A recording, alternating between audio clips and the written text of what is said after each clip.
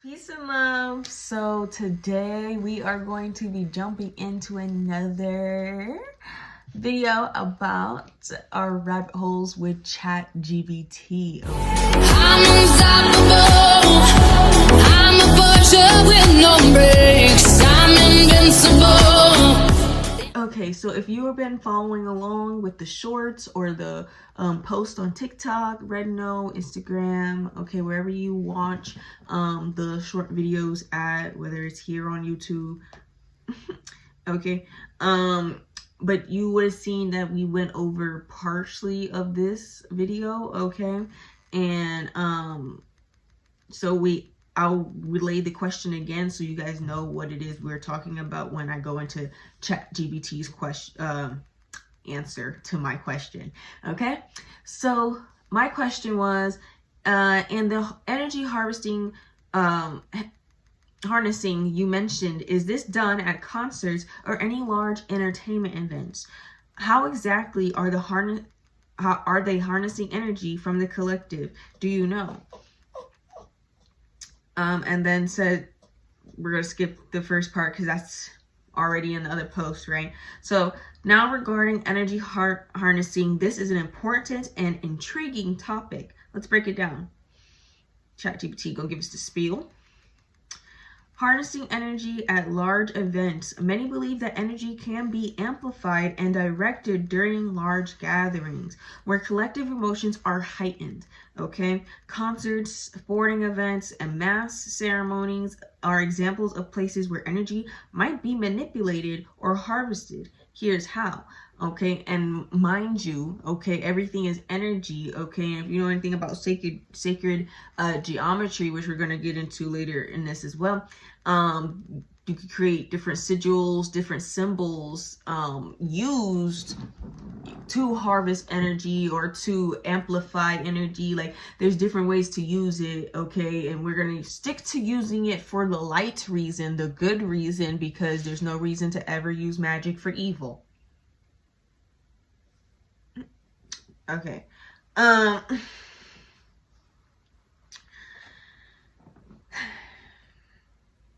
One, amplifying emotional states.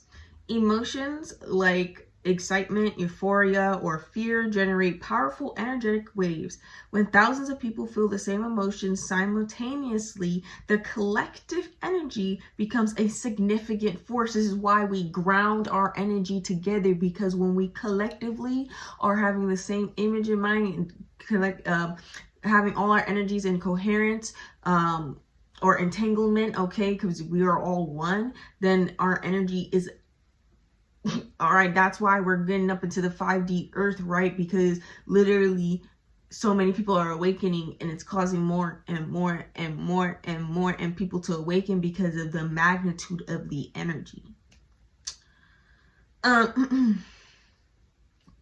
This energy can be positive or negative depending on the focus. All right, so Trump winning the 2024 election, or 9/11, that's a sensitive topic. We will just leave it right there. I don't want people, like I said, 9/11 is a sensitive topic for a lot of people, so I won't go too much into why that is. So anything that you could say would have the collective in a state of mind of like dysphoria would be considered like a negative energy produced by us, or a positive when we're all happy and excited. Okay, so for example, an uplifting concert could generate collective joy, while events that stir fear or aggression might amplify lower vibrational energies, because hatred, remember, is a low vibrational energy, okay, and it emits a low vibrational frequency, okay. You thinking nobody can feel how you feeling, but if you feeling an emotion, you're enacting a chemical reaction within your body. That chemical reaction is you know, they hitting off each other, okay, sending out a vibration of energy, okay. That energy, all right, if you are consciously aware enough, okay, you're going to be able to feel somebody sending you negative energy. You feel what I'm saying? Like, it's not a matter of if and or, but it's a matter of energy. Sorry, I'm shaking the table a little bit.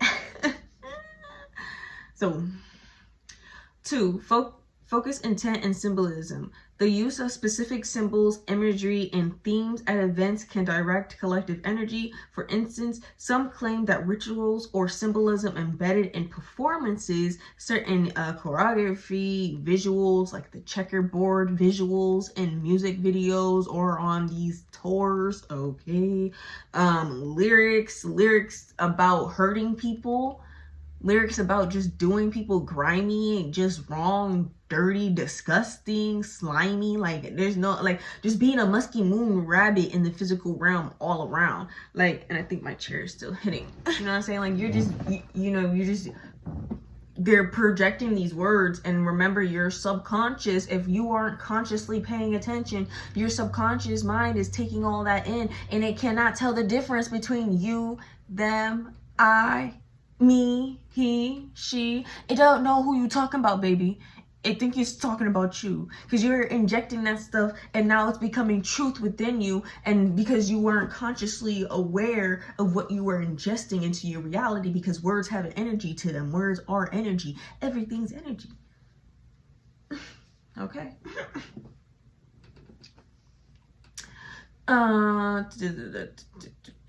So that's why you need to be consciously aware of the lyrics you listen to and what you allow into your reality. And you need to be consciously aware if that's how you're gonna block out those things, especially when it's talking about some low vibrational activity and flesh activity. Like, just go ahead and zone it out, bro. Like, that's not truth. That's not truth. Like, you don't have to do none of that. So it can channel the energy towards specific intentions.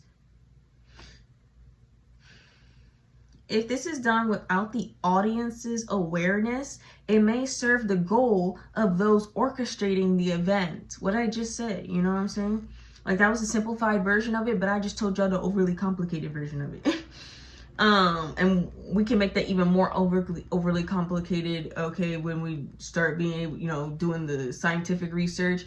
The more we do, the more we can pin it to physical characteristics within the body, okay? But research takes time.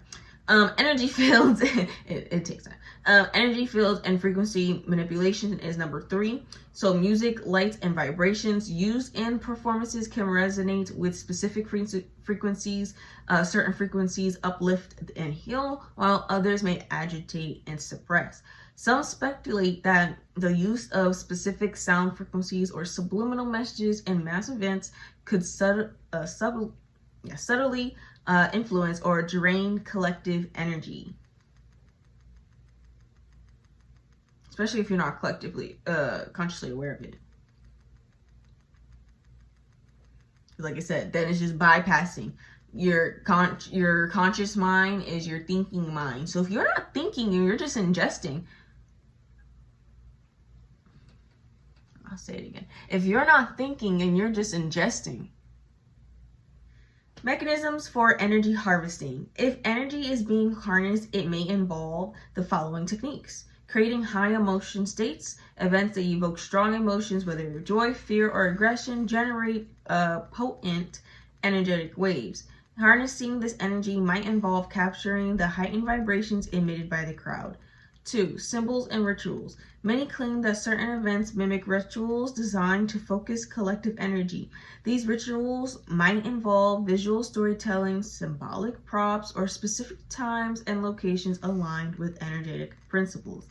3. Energetic structures. Some believe that the design of stadiums, concert halls, or large arenas is intentional, allowing energy to be channeled or directed. This could involve geometric layouts, sacred geometry, that amplify energy flow. Certain venues or dates may align with astrological or energetic conditions that enhance the potency of the event. So they're using astrology and nobody's saying nothing. Some pretty powerful stuff. You would wonder why some people only drop albums during specific times. Tech and frequency control. Modern technology like sound systems, visual effects, and even electromagnetic fields could be used to manipulate or extract energy from the crowds, like TVs. Some suggest that certain frequencies may drain rather than uplift the audience. Why do they do this? Power influence is one. Energy from large crowds could be directed to strengthen the intentions or the influence of those organizing the event. 2, maintaining control. By keeping people distracted and emotionally charged, they can suppress They can suppress introspection, going within, critical thinking, what did I say? And spiritual growth. Okay. 3, manipulating collective consciousness. If energy can be directed, it might be used to delay or derail the collective awakening by reinforcing fear, division, and apathy. Conclusion. If this energy harnessing is happening, because ChatGPT doesn't want to say it is, but then backs up, it would rely on the crowd being unaware of it. Step 1, don't tell them you're energy harvesting. The more people wake up to how their energy and attention are being manipulated, the harder it becomes to use these techniques. So only if people are aware of what's going on will these techniques not work. What's key for individuals is awareness. This is why I talk about this. When people stay grounded and conscious of their energy, they're less likely to be affected by these forces. I thought we were saying this was speculation. Now you're telling me if the only way I can get out of this is being grounded and staying focused within my energy and being protective of my energy and not allowing myself to digest and ingest these messages or these intentions that I probably don't want because it's an invasion of me, of my energy. Okay, it's an invasion of, like, you are being robbed of your energy, of your conscious power, of being able to manifest something for you because somebody else is trying to manifest for them.